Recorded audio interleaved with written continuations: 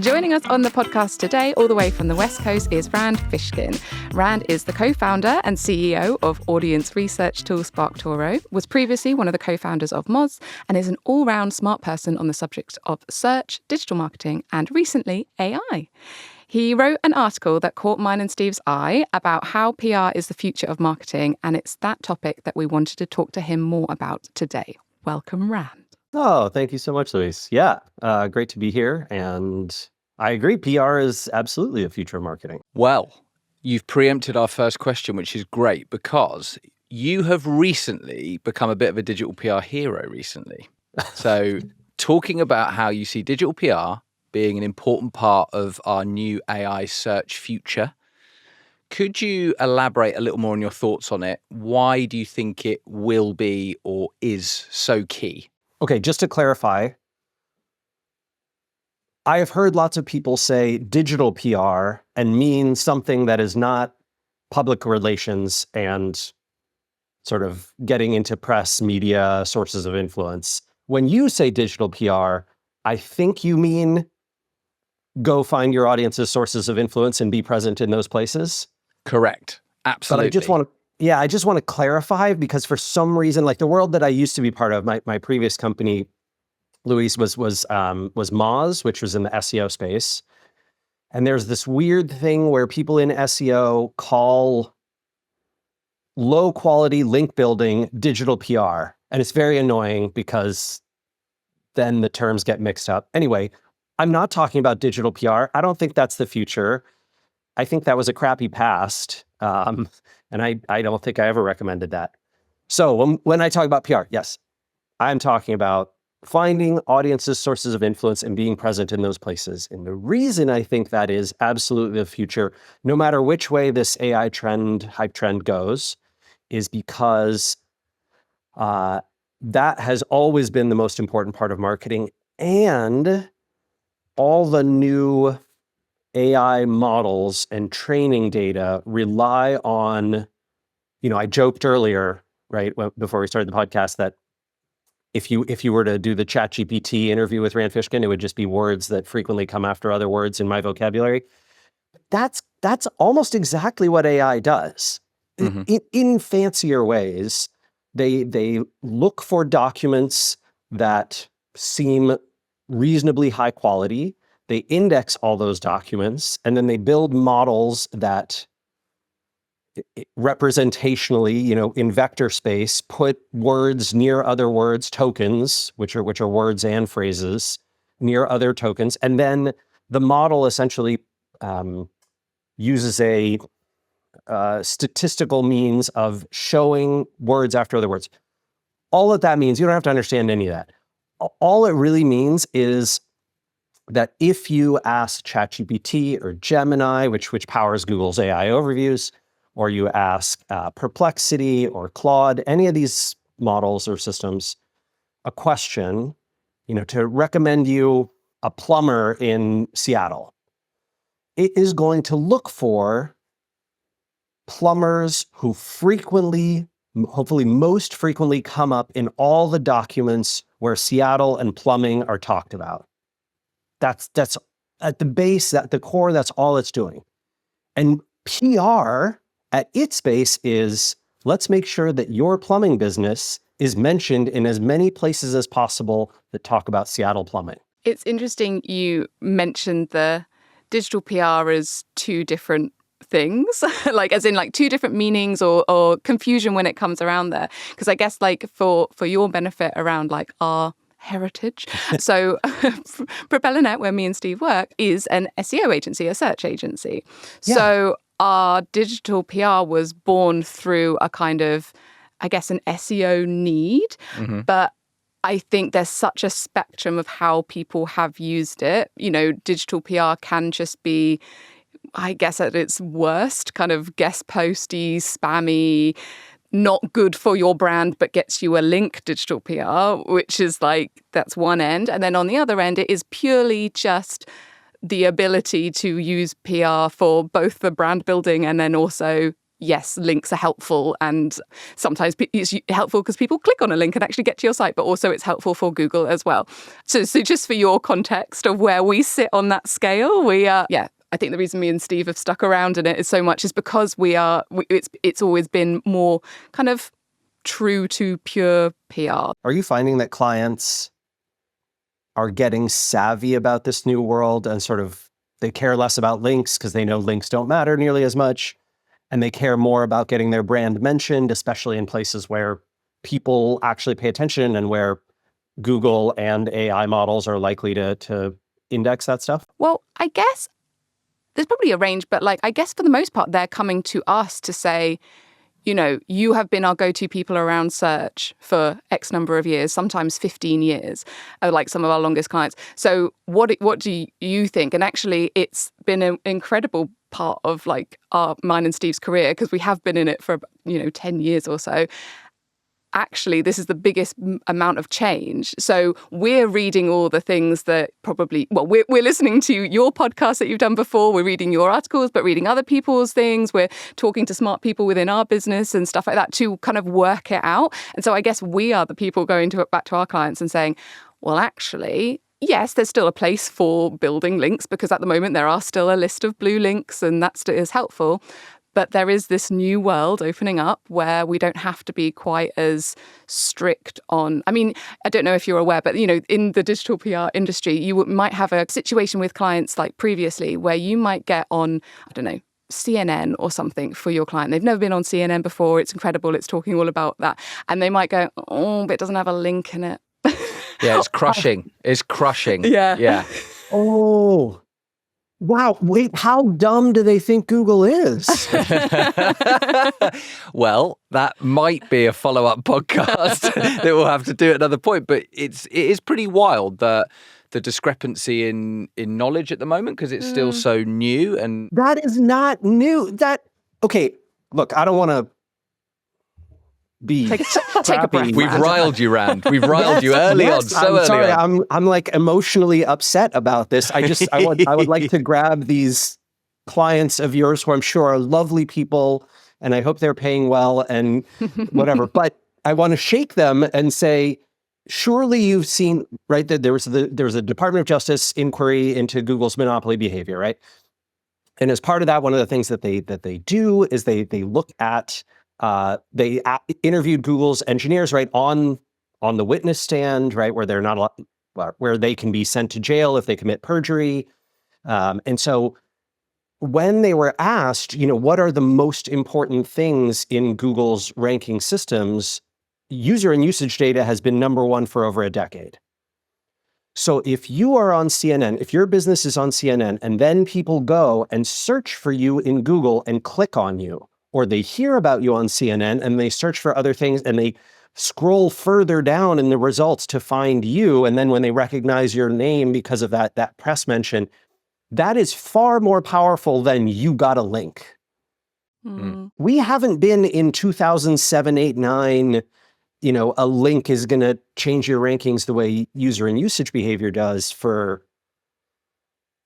it's just been a really long time. I understand that information sinks in, and I guess I'm probably to blame for a lot of that, right? I did a lot of proselytizing of link building in my SEO days when I was at Moz, but the world just hasn't worked that way in such a long time. It bothers me that this is why I'm so pissed off at Google for keeping their ranking system secret, because they are hurting not only the agencies and consultants in the SEO industry, but they're hurting every publisher, they're hurting every business by having this misinformation. It means you can get scammed by people who, are charismatic and sell you a story about what works in that field and doesn't, because it's not transparent. It's infuriating. I have a lot of complaints about the AI era too, right? I think it's a lot more spicy autocomplete than people think it is, but at least it's transparent. Right? Every single system, it shows you exactly how it works. You can go read up on, how do they build these models? What's the fine tuning like? What's the training? There's tons of information. Any engineer you can literally build your own models that mimic them. So it's just a lot more open, and I think that is a healthy thing. Security by obscurity leads to a lot of shady people getting paid $30 million to do no work. You know, You see a lot of it at the moment, on the likes of LinkedIn, people promising the earth, and that's the same as it ever was in lots of industries. But AI, it seems to have accelerated it. People putting AI in their bio and sort of trying to look clever. It's like, yeah, you're not going to be able to tell me exactly how to do this perfectly and get me all this stuff. It's fascinating. last night, this was like late last night, maybe midnight, 1 a.m. Amanda, my colleague and VP marketing at SparkToro. There's only 3 of us, so our titles are whatever you want them to be. But like Amanda's amazing, and she sent me an article that she'd written for a publication that had asked her to contribute a guest piece, and it was basically about this idea, Steve, that putting AI in your marketing and positioning is deeply, deeply weird. Like it's like saying, let's imagine it's 2003, and you say, our software is made with code. Like, yep. Yeah. We kind of guess that it might have been, right? Or I don't know, your accounting firm in 1996 says, we use computers. Great. Like, amazing. I'm glad to hear it. Like, I slide rules have been out of date for a while. It just seems deeply strange to say, we're an AI powered this, or I'm an AI expert, or Yeah, I wonder, maybe when Excel first came out, people were absolutely mesmerized and thought it was the most incredible thing since sliced bread, and this is the similar version. But yeah, maybe we'll look back in probably even like a couple of years and be like, oh, that sounds a bit silly now. Yeah. I strongly suspect that AI in your bio is going to be one of those cringe things in a few years that just nobody does. It'll be like saying, that you were on the cyber web, or whatever it is from the 90s. You mentioned as we were chatting around, how links aren't as important, or probably maybe not important at all when it comes to LLMs and ChatGPT, things like that. I mean, I think my understanding of how links are treated by the LLMs is that basically, in the code of a document, you see that, href and then equals and the quotes and then the link. And so the words that are inside there, they're going to discard the code, but they'll keep the fact that there was a link so that, for example, if you use the anchor text over here, and then you point to whatever, Rand and Steve's plumbing supply in Seattle, the LLM will still be able to associate Rand and Steve's plumbing supply with the sentence and the paragraph and the document. So it's not that the link is discarded, it's just no more important than any other word on the page. Got ya.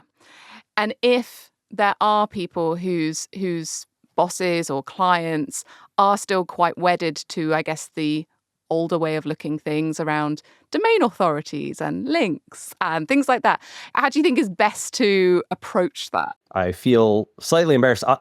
I invented domain authority at a time when it mattered. And it was a reasonably good system for assessing one thing, which was, I think when did Ben and I first create it? 2009 or 10 or something like that.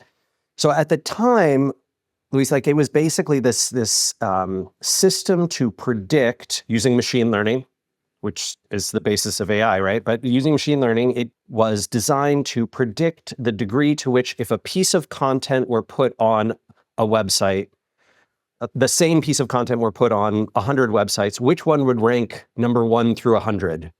And domain authority 100 should be the top one, and domain authority 1 should be the bottom one, the lowest ranking one. I think that was a good idea. I think it was useful at the time, but the signals that it used were the same signals that Google sort of used at the time, although we didn't have their user and usage data, right? So we're using links and page rank and the content on the site and how often it shows up in rankings, all that kind of stuff. Whether that is valuable today, is hard to say. What I will say is domain authority, like the number that I've seen, and obviously many people have refined it since I left. I think Dr. Pete Myers still works on it, is my understanding. I think he still sort of owns that project, if I'm not mistaken. But nowadays, domain authority is mildly predictive of a website coming up more often in Google, higher in the results than lower. Generally speaking, that probably means that putting your content there is going to be more valuable. Mm-hmm. But getting a link from those places, as opposed to just having your brand mentioned on the page, not so important. This is one of the reasons when I talk about how PR, like classic forms of PR, are the future, in a world where you don't have to care about links, classic PR is so much more powerful. I can't tell you, I'm sure, I don't have to tell you guys, right? But like anybody who's listening, anytime I or you have ever tried to pitch a piece that contains a link, you know that there's friction. You know that the editorial team is like, ugh, great, bunch of SEO spammers over here. Mm. But that is not the case when you are contributing something and you're saying that it's written by Rand Fishkin of SparkToro. No one blinks an eye at that. Contributing an editorial, an opinion piece, an article, that's been standard in the publishing industry for 100+ years. And so, it just goes over way more smoothly. It's very easy to say, hey, big publication in our space, I wrote something I think that you would like. Can I send it to you? You don't need to link. I think your audience would really enjoy this. The odds of getting a yes from that versus, hey, can I guest post for you and put a link in? It's not 10x, it's 100x. Yeah. That removal of friction, incredibly useful for PR people.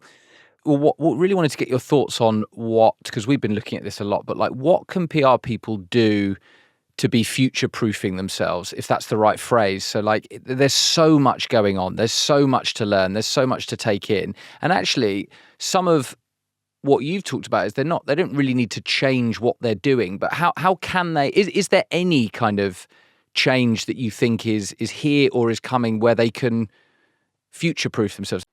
The weirdest part about this is what's old is new again.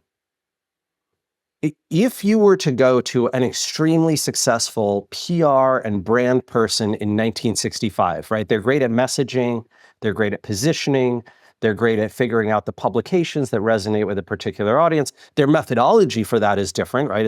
It's surveys and interviews and stats from market research firms.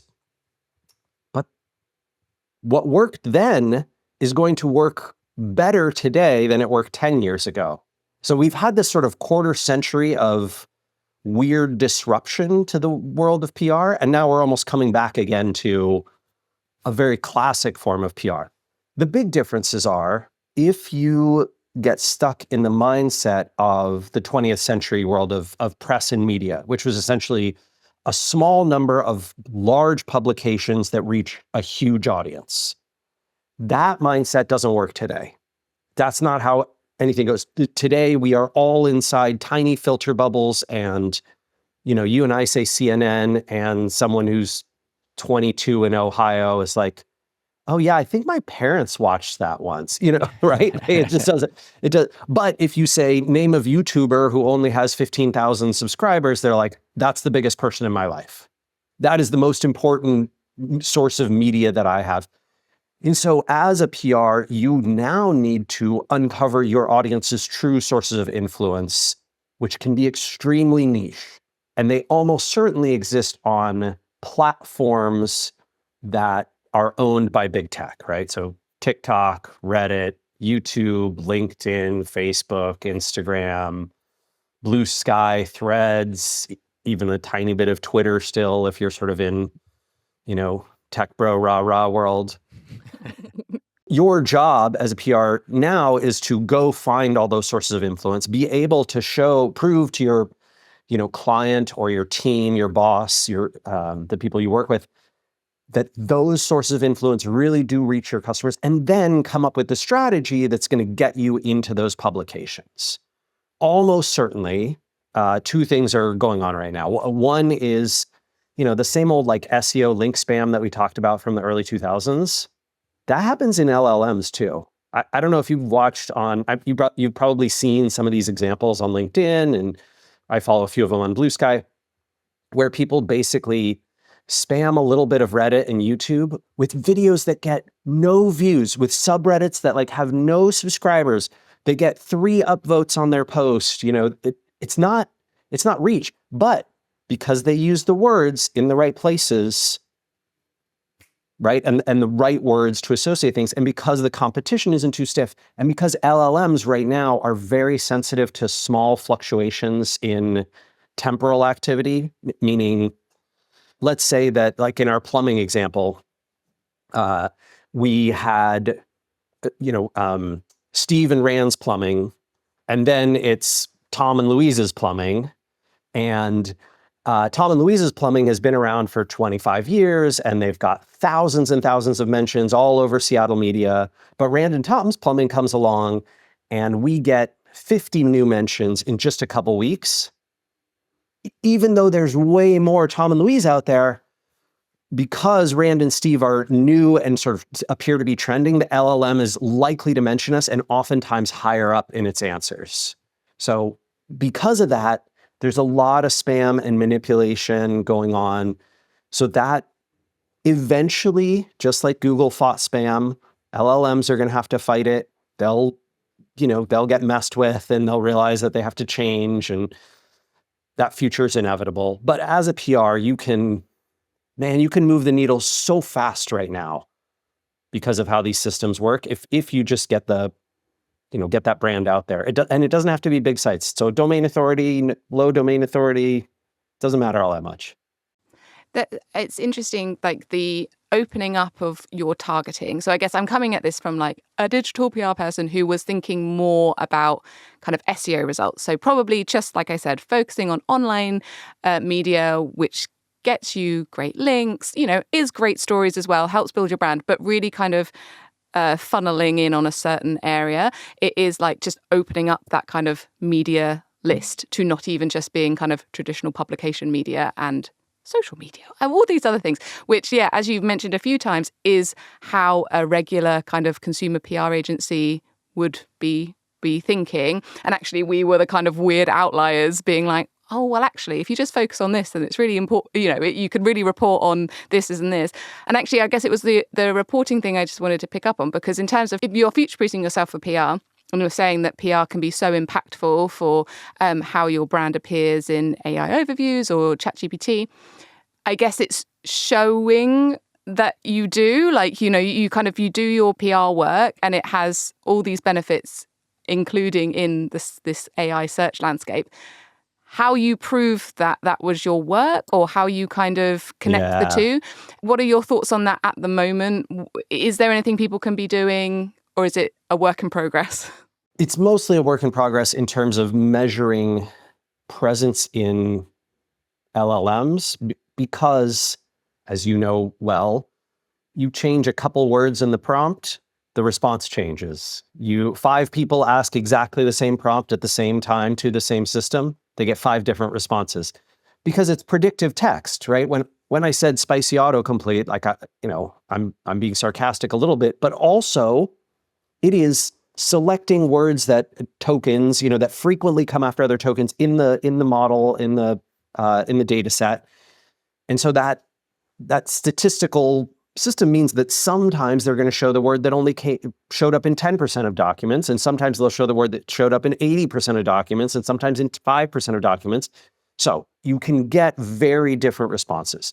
Oftentimes in certain areas, a friend of mine was looking at, he runs an agency similar to yours in Philadelphia, and he was looking at like, hey, can I find a way to ask for a search marketing agency in Philadelphia where we don't come up, like where we're not anywhere on the list from ChatGPT? And the answer was generally no.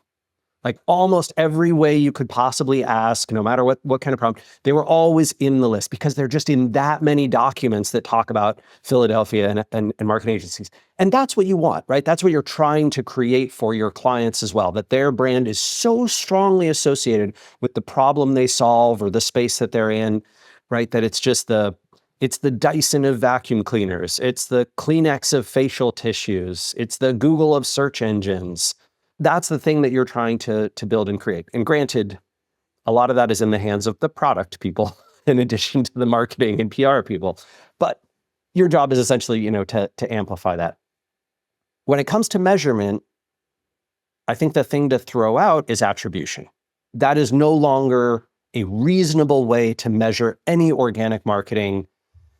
People who try to do that are going to end up just throwing money at Google and Facebook because they're really good at attribution. And intentionally so, right? Google took away keywords so that you would spend more on paid search to get the keyword data, because then you could prove it. Facebook took away attribution from a lot of organic, and they took away organic clicks, obviously, quite dramatically. All the other platforms have followed suit. You can see that AI, the links in the AI overview in Google don't pass refer data right now.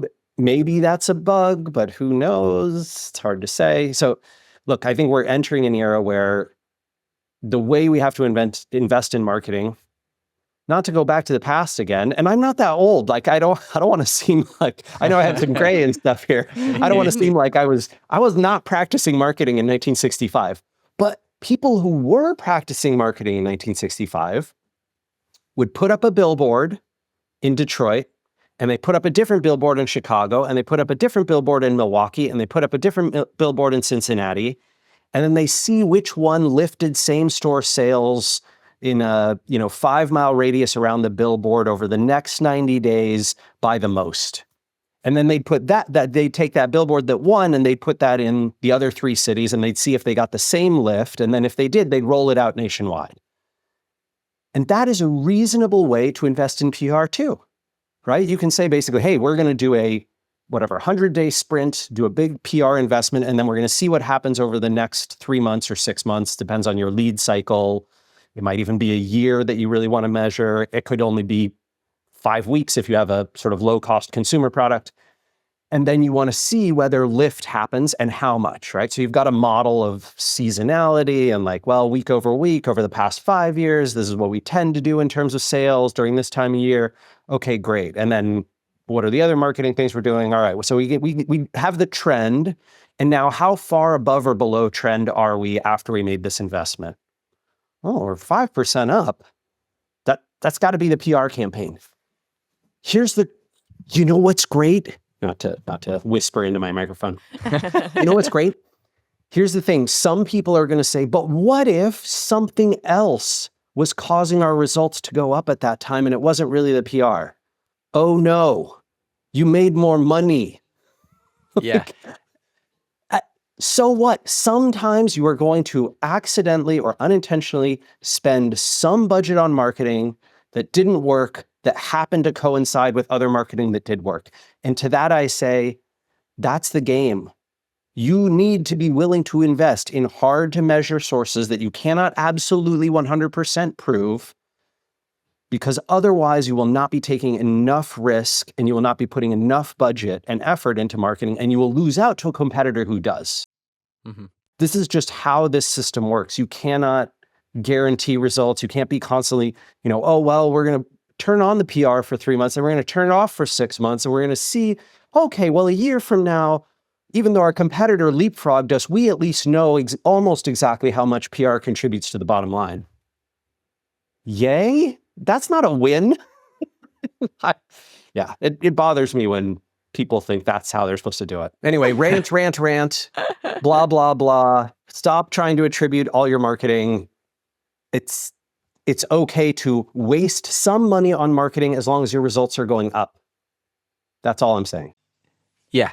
And it was such a impassioned and eloquent answer, because I've often thought this, why do we need to attribute perfectly to one or two sources. Like, there's no need for that. Like, I get the sort of logic behind wanting to do it because it gives you that comfort, that satisfaction, or maybe we'll repeat that. But ultimately, as you say, if things are going well and upwards, then keep doing more of the same, keep taking risks, keep trying new things. So I'm 100% with you on that. And I think that's empowering for our listeners as well. I think it's a strange thing where entrepreneurs, founders, the C-suite is taught to take risks in all these other areas, right? In product and engineering, unfortunately in finance, obviously. And yet somehow taking marketing risks is anathema to them. Like, they're allergic to that one sector having any risk associated with it or any lack of clarity. Seems dumb. It's an interesting time at the moment because I do think that at least everyone's going through it broadly the same. You know, like, no one has special access to this data. You know what I mean? Like, these changes are happening to everyone. And I think something which people often mention around that is the idea of, with AI overviews, you might get less traffic to your site because people might get people searching through Google, you're used to people finding their answer on your website, but instead Google takes the answer from your website and gives it to you in the SERP. Well, that's a thing for brands and for our clients and people's bosses out there. That is I guess what they would class as a problem. But specifically for a PR person, obviously we rely on a thriving media industry where publications, they need traffic to their site for people to read the news. And so is that kind of like ecosystem where if traffic is going down just across the board, we've already seen that lots of journalists are losing their jobs, publications have shut, things are changing a lot. PR is important, and getting on these online publications as well as other places are important as well. But if there's going to be less traffic going to them, how do you see that working out? What do you think that impact is going to be? The sad and frustrating news is that the big winners from that are the big tech platforms, because the attention moves from, I read whatever, Good Housekeeping, I read The Guardian, I read the Wall Street Journal, to, well, I go to the YouTube channel, I go to the TikTok, I go to this subreddit, I go to these Google AI overviews. I never need to visit other websites. These 20 or 30 websites fulfill all my information consumption needs. Not to bring us back to this again, but remember how a few big channels and publications owned everything we read, in the 20th century? That's kind of where we're going back to, right? That essentially these big tech companies are going to own all the attention. And so the only reasonable thing for a PR to do is to recognize that and then to say, okay, how do I get this YouTube channel to pick up my client? How do I get this subreddit to talk about my client? How do I get this whatever, publication that still gets traffic from Google Discover, which is one of the few big traffic sending sources that's actually rising? How do I get them to mention me? How do I get into, this prominent person on LinkedIn or Threads or Blue Sky or Twitter or whatever the platform is? Yeah, that's a little bit of a different way of thinking about it versus here's our publication list. Here's our creator/source of influence channel on big tech platform list. And then we're going to pitch those. But it should be similarly effective. I was very taken by a blog post recently, and I think you're kind of starting to talk about this a little bit in that previous answer, I think, but you wrote a great SparkToro blog post discussing search everywhere optimization. Can you, for anyone that hasn't seen it, I'd recommend going to the SparkToro blog to have a read of it, but can you explain the concept of it to our listeners? And as a bonus question, Rand, if you could erase one buzzword from all PR decks and SEO articles, what would it be and why? Okay, I'm going to think hard about the buzzword that bothers me the most. But this term that Steve's referring to is basically the idea that rather than search engine optimization, which referred to the few traditional search engines, right, Google and Bing and Yahoo, maybe DuckDuckGo or Baidu, we are now in a world where people are searching on Pinterest and on Reddit quite a bit, and on TikTok, and on Instagram, and on AI tools. And so historically, we've just said, well, I do SEO for Pinterest. I do SEO for Google Maps. I do SEO for fill in the blank.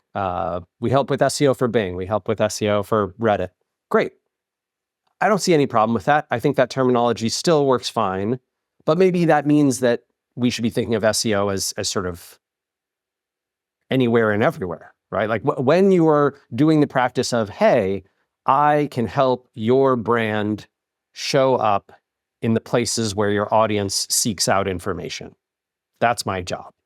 You don't have to reclassify yourself or sort of come up with a new name for some new protocol, like I do LLMEO or I do AIEIO or, whatever it is. Hang on, I'm going to write these down This just is in gold. case these are ideas. You can, if you put AIEIO on your profile, I will send you $5 via PayPal. Deal. So Ashley Little from Deviation, which I think is an agency actually in the UK, was the original sort of person who named this, basically said, let's change SEO to search everywhere optimization. And their agency, Deviation, another agency, basically calls it, hey, we help with search everywhere. Wonderful. I think problem solved. I don't need another brand.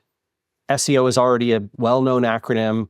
Most people who are not super, plugged into the conversation in digital marketing world around what new acronyms are popping up would say, oh, do you help with SEO for ChatGPT? Do you help with SEO for AI? Do you help with SEO for fill in the blank?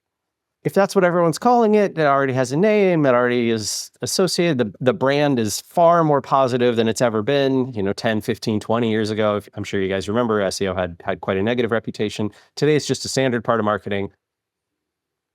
Do we need a new term? It seems weird to me that we would need a new term.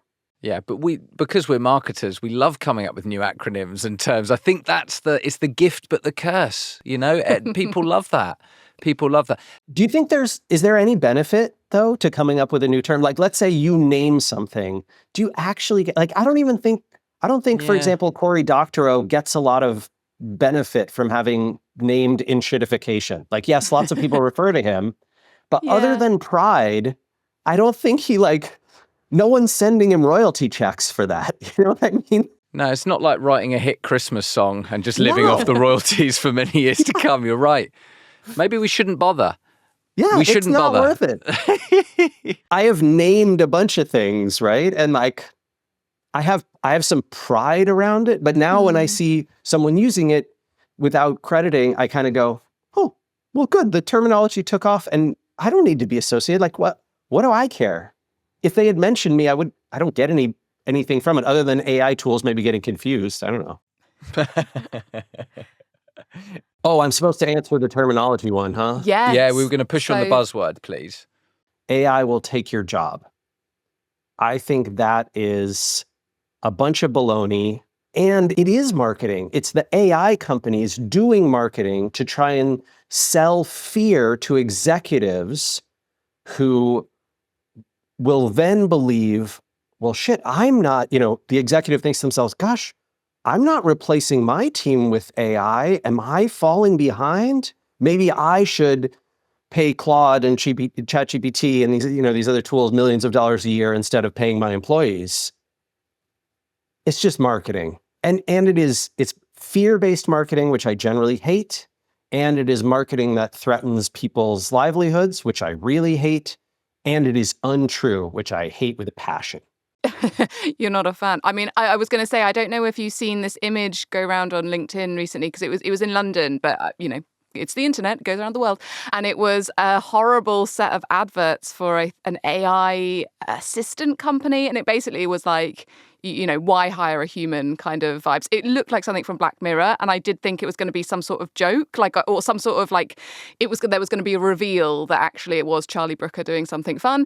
But I don't think it is. I think it's a decent company. But yeah, the whole thing was in front of all these commuters commuting into work because they've been told to come back to the office and they, all this kind of stuff. And it's like, oh, great. I'm not even valuable anymore because I can be replaced by an AI. It did the job of getting the name out there, but obviously not for positive things. It's legal, but it's immoral and unethical. And if I were at those companies, I would quit if they put up a billboard like that. Right? Like it's unacceptable. And I think at time of recording, like Duolingo a couple of weeks ago said that they were going to go like AI first, and I think they rolled back on it. It's not going down well with anyone, like the employees, the customers, like it's just. I saw Google got asked on the earnings call. Sundar Pichai was asked, hey, are you gonna replace a lot of people with AI? And his response was, well, no, we haven't found any efficiency gain from that, and so we're not going to do that for a while. Maybe in a few years. It was one of those like, okay, you know what? If Google can't figure out how to replace engineers with AI, then yeah, this is a fake trend. Yeah, but he's keeping it open to sort of, or keeping it open just in case something happens. Just in case. But I did want to ask you, because actually, from conversations that we've had with many people in the world of PR and marketing, there is a lot of anxiety, and I think that's understandable given some of the marketing we've seen, the fear-based marketing, some of the articles that are out there. This is one of the few ways the press can still get clicks, right? Is by writing an article that the Anthropic CEO says he's coming for 50% of all jobs, Yeah. It's true, but my question really was quite a simple one. It's like, do you ever get anxious? You seem so eloquent, so positive, so kind of looking on the bright side of AI, but do you ever get anxious about this kind of stuff? I'm not turning this into a therapy session, Rand. I'm not prying into your personal life, but do you ever feel anxious about this kind of stuff? Oh my God, all the time. I feel a tremendous amount of anxiety, but I think that my anxiety, as an example, this is a very deeply specific thing, but there's I was just looking at this today, basically a tax code issue which costs SparkToro 6 figures a year. So it used to be the case that, let's say you do research and development in the United States at your company, you don't have to pay taxes on the spend that you spent on R&D. Like that essentially is subtracted from your profits for that year. And that's still true in every industry and every field except software development. There was this weird thing where it was included at the advent of sort of the software era by Congress in the 1990s. And then it kept getting renewed, but it was never put in with the rest of the tax code until Trump's previous administration, for unclear reasons. I'm not clear if it was like most things with him are sort of personal vendetta stuff, but it's not clear who he was angry at or why he would not want this in the tax code. Like he hasn't historically been like, I hate software, right? He hates lots of things, but not software specifically. And so it was confusing to figure out. Anyway, now it's that code has expired. And so, it's costing us 6 figures. And also, it's not just that.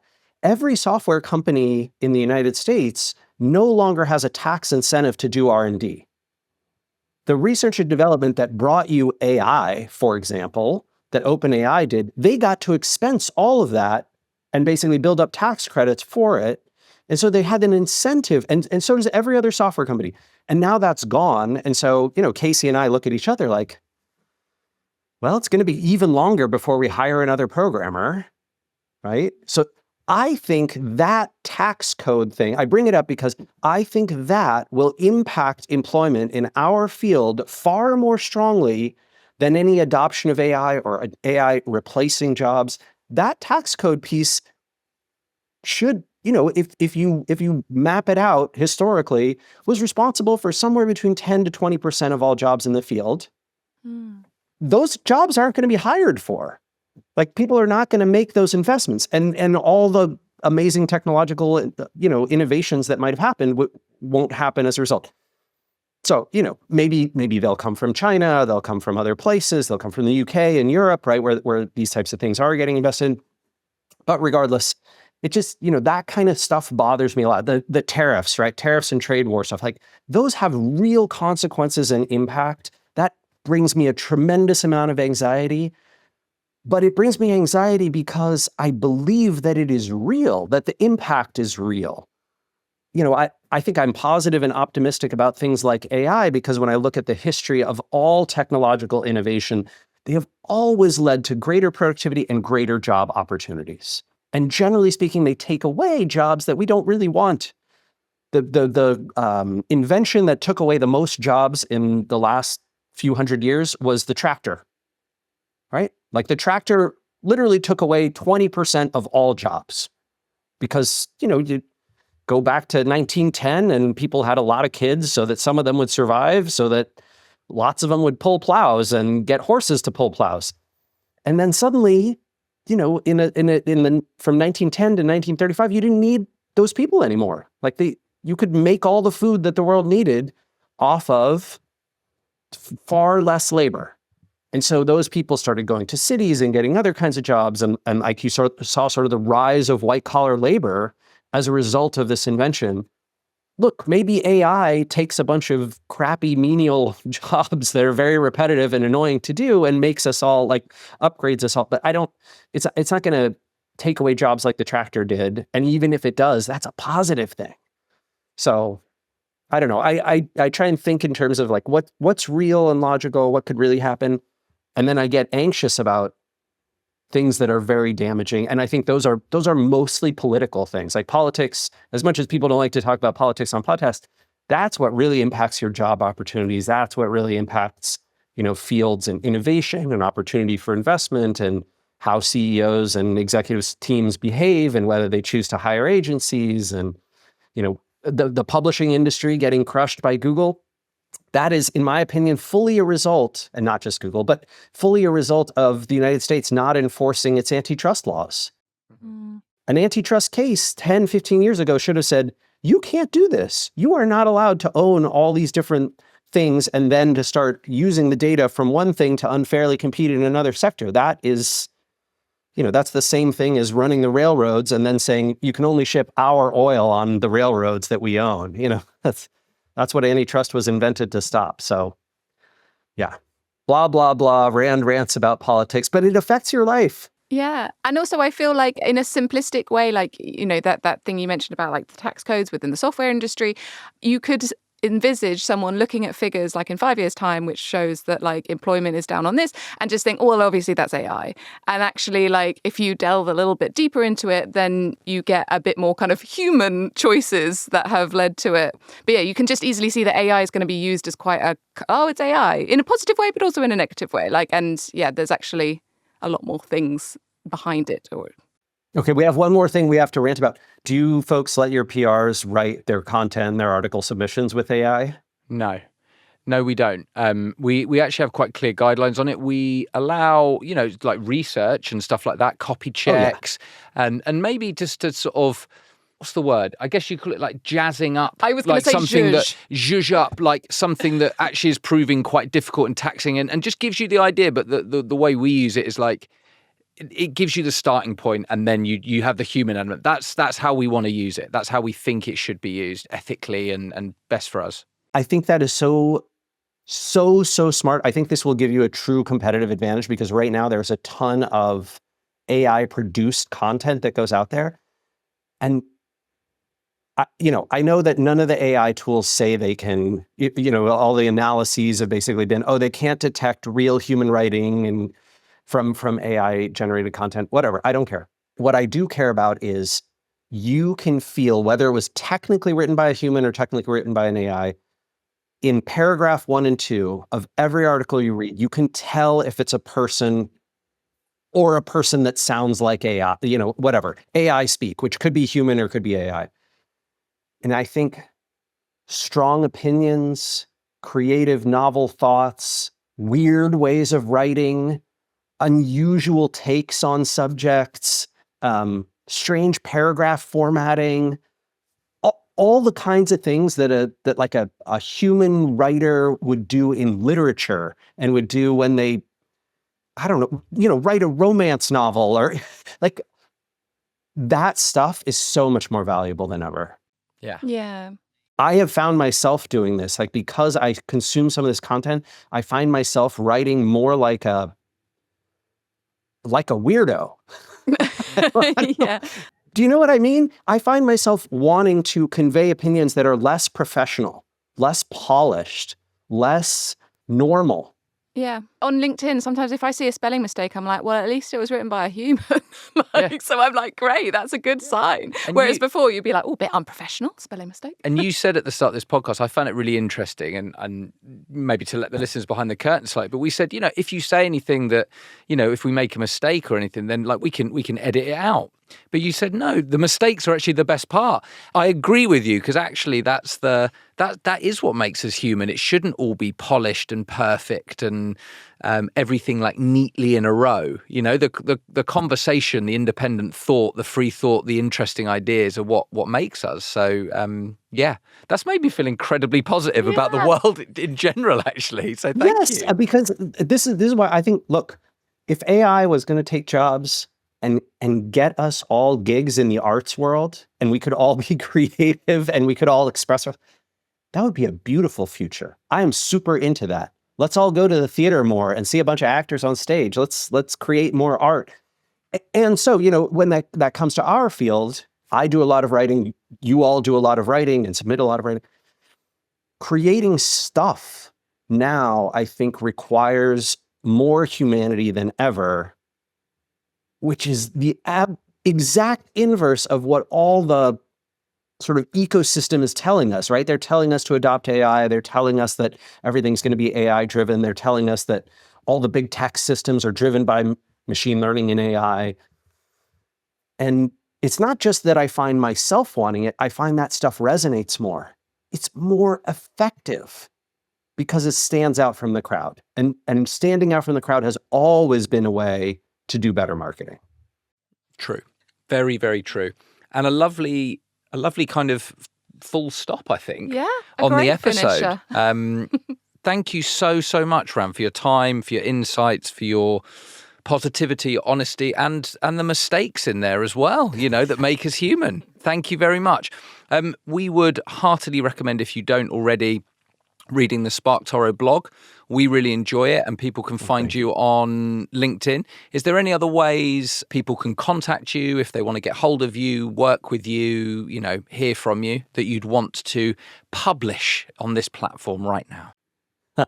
I'm actually most active on Blue Sky, where I'm at Randfish, and then I also use LinkedIn quite a bit. So LinkedIn's a good place to follow me. If you want to subscribe to the SparkToro blog, that's great. And obviously, folks are welcome to try SparkToro out for free.